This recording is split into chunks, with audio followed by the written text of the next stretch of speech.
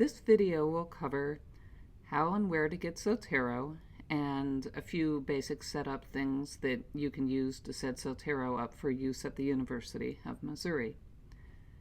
So to get Zotero, if you just direct your browser to zotero.org, and there's a big red Download Now button, that will not in itself cause a download. It will present you with two choices.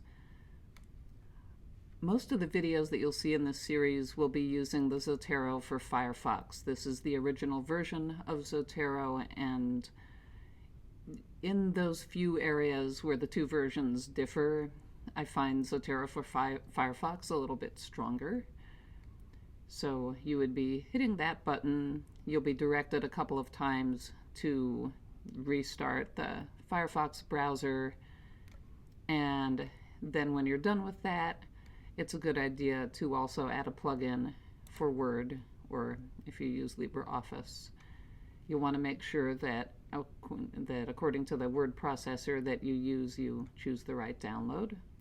And there again, you'll be asked to restart your browser to get that installed. So once you have Zotero installed, you will know it. Up here in the right-hand corner of your browser, up there in the toolbar, you will see the Z, and that indicates that you have Zotero installed. It will do various things in the background, but in order to set up your preferences, you'll need to click on it to get it open. So here is a brand new, just installed Zotero. To set up the preferences, you want to go to this gear icon here. This gear icon does a number of things, but right now we're going to be concerned with several of the things under preferences. These are going to be one-time things that you set up now and you don't have to worry about again for the most part. So this is how, let me move that in there so you can see it. Okay, so the first thing that you want to do is go to the Advanced tab. And by default, you've got this WorldCat Libraries Registry Gateway thing in the resolver. We want to get rid of that and choose instead this address, http://find it at mu.library.missouri.edu. So that's the first thing you do. That's going to help Zotero connect better with the full text resources that we offer, pull in PDFs, and so on. So while you're in the preferences, though, let's also go to, actually while you're in the advanced part of preferences, let's go to the Shortcuts tab.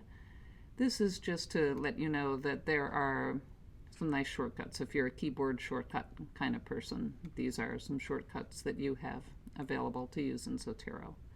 But you don't have to actually change anything there unless you want to. This sync window over here is good if you are going to be using Zotero on more than one computer, like an office computer and a home computer, or a laptop and another computer, that kind of thing. Or if you're working a lot like on the library lab computers, which all have Zotero installed.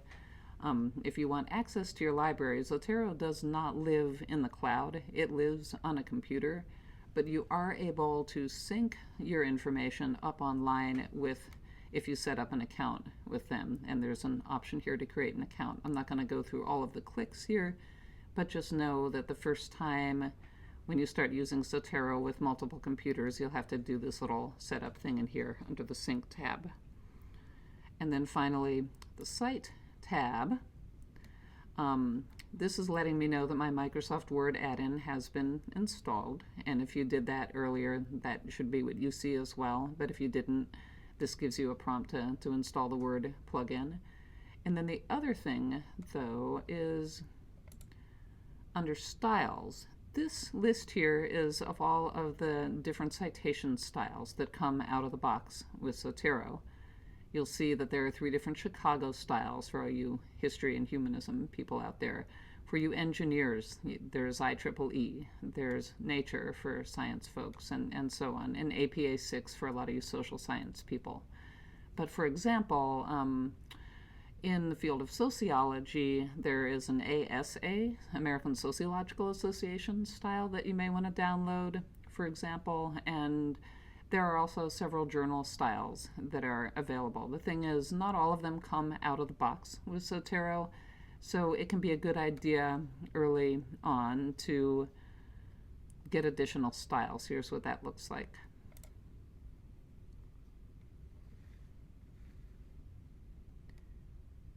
This will open up a window here back on Zotero.org, and you can search for a particular style if you want to, or you can take advantage of some of these fields.